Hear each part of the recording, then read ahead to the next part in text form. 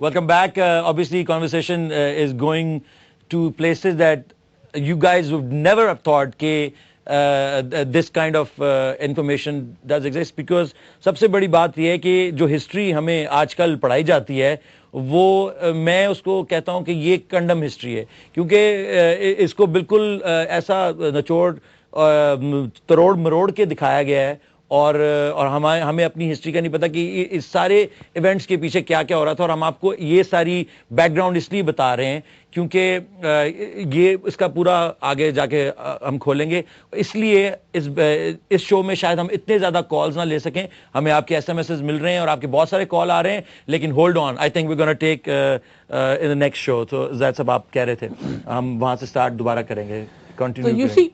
ٹیپو سلطان کے شہادت کے بعد practically India was captured by the British. حالانکہ دہلی پہ مغلوں کی حکومت ریمینز باقی تھے، اس کی باقیات باقی تھیں، مگر 1757 سے 1857 کے جو 100 سال ہیں اس میں انگریزوں نے پورے ہندوستان میں اس قدر سلاٹر کیا، اس قدر تباہی بربادی مچائی کہ تقریباً 100 سے زائد بغاوتیں برپا ہوئی انگریزوں کے خلاف.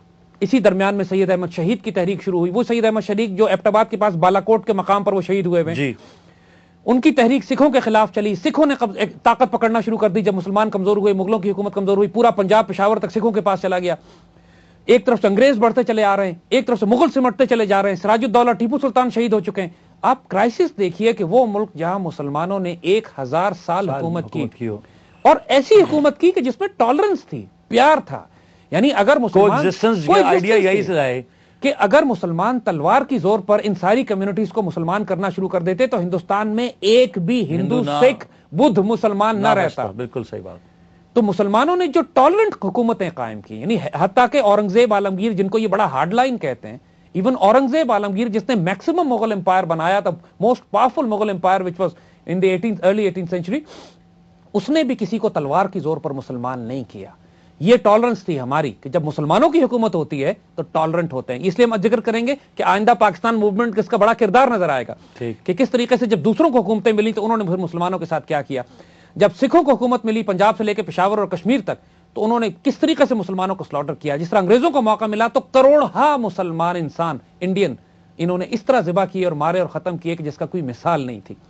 اور ہسٹری میں اس کی کوئی ذکر نہیں ہے، کوئی ذکر اڑا دیا نا بس، یہ تو ہوا ہی نہیں. یہی تو کمال ہے کہ ہسٹری بکس وہ لوگ لکھتے ہیں. ہم ہسٹری بھی پڑھتے ہیں تو کیمبرج اور آکسفورڈ کی لکھی بھی پڑھتے ہیں، اور ہم اس کے بارے میں بھی بات کریں گے کہ وہ کس طرح کنٹرول کرتے ہیں، because they own all the publishing houses اور all the news agencies and they own everything. اور یہ وہ پیریڈ تھا کہ میکالے جو کہ ان کا ایجوکیشن سسٹم بنانے کے لیے 1830 1840 میں انڈیا آیا تھا، اس نے کہا تھا خود آن ریکارڈ کہ صاحب میں پورے انڈیا میں پھرا ہوں اور اس سے زیادہ ایجوکیٹڈ، پڑھے لکھے، باعزت، غیرت مند لوگ مجھے نظر نہیں آئے.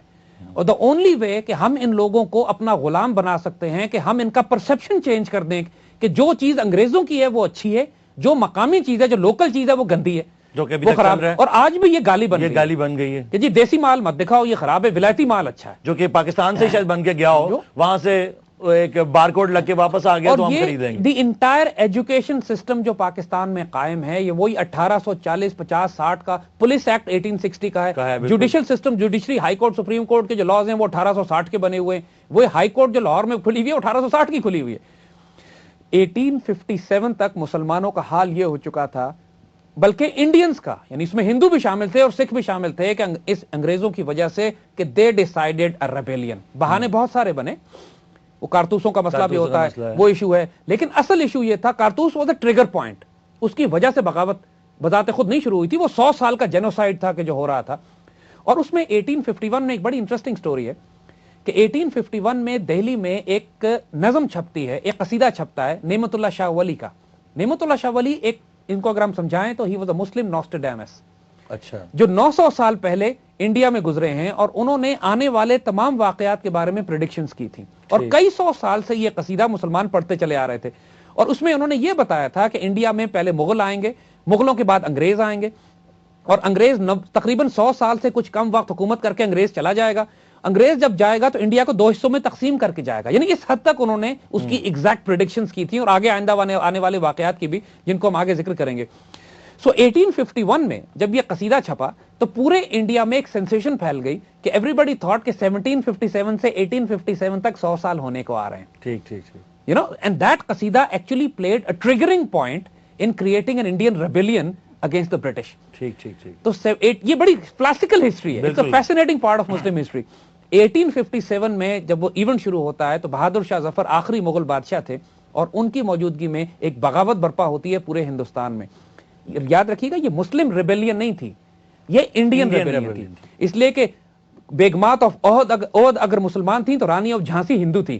ان سب نے مل کر بادشاہ کو اپنا امیر بنایا, اس کے گرد جمع ہوئے. پورے انڈیا سے جو باغی تھے, جن کو انگریز باغی کہتے ہیں, ہم فریڈم فائٹرز کہتے ہیں, وہ جمع ہوئے دہلی میں. 1857 کا غدر, یہ قدر کہتے ہیں, وار آف انڈیپینڈنس, یہ سب دہلی میں جمع ہوئے. دہلی میں بادشاہ کو انسٹال کیا گیا اور انگریزوں کے خلاف ایک میسو بغاوت شروع کر دی گئی. دیٹ واز دا ٹائم کہ جب انگریز چونکہ تھا مکار, چکر باز تو یہ ہے, اس نے طاقت کے بل پہ تو نہیں قبضہ کرتا. اس نے جو گیم کھیلا وہاں پر کہ مختلف انڈین یونٹس کو ہندوؤں سے یہ بات کی کہ یار تم لوگ تو ہمیشہ سے غلام رہے ہو مسلمانوں کے, اور اب بھی اگر تم مسلمانوں کی مدد کرو گے اور ہمیں نکال دو گے تو تم کو مسلمان پھر غلام بنا لیں گے. تو تم اگر ہمارے ساتھ مل جاؤ, یہی بات سکھوں سے کی انہوں نے, کہ تم اگر ہمارے ساتھ مل جاؤ تو ہم تمہارے لیے وہ حکومتیں اور مراد تم کو دیں گے اور مل کر مسلمان کو ماریں گے.